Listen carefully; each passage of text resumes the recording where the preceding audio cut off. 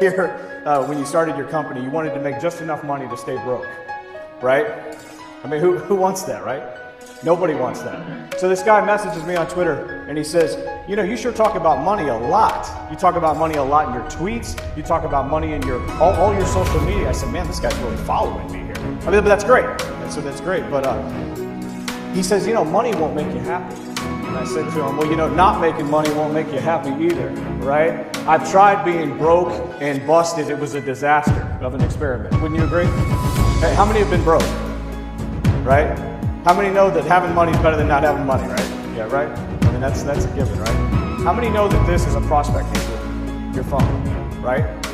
I mean, this is, if you're still doing business like it's 2009 in a 2016 world, things need to change, okay? I'll tell you what I'm going to do right now. I'm going to tweet this. Take a picture. All right, let's see how long this takes. Let's see how long this takes.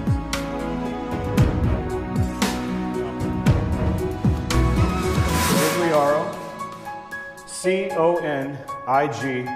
Now watch this. How long did that take? A few seconds, right? 87,000 people, plus or minus, are going to see that tweet today. Okay, you want to be everywhere.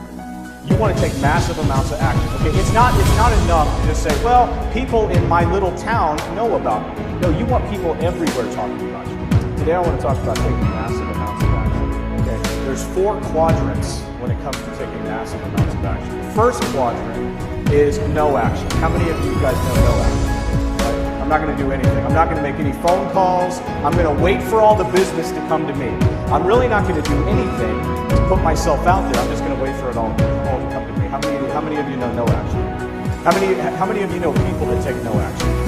And then they complain that business isn't coming to them, right?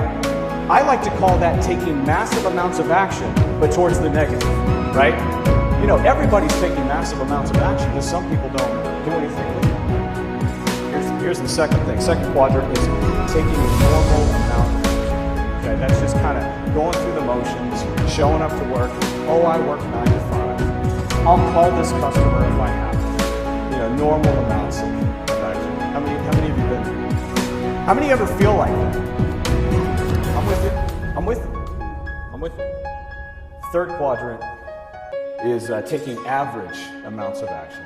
Now this is interesting because it kind of gets a little subjective here. What do I mean by taking average amounts of action?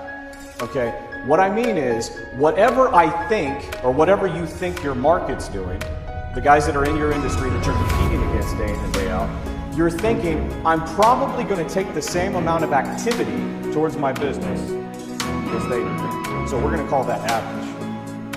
Now, why? Now, who here wants to compete with their competition? Who wants to compete? Do you want to compete or do you want to dominate? We want to dominate, right? We want to crush it, right?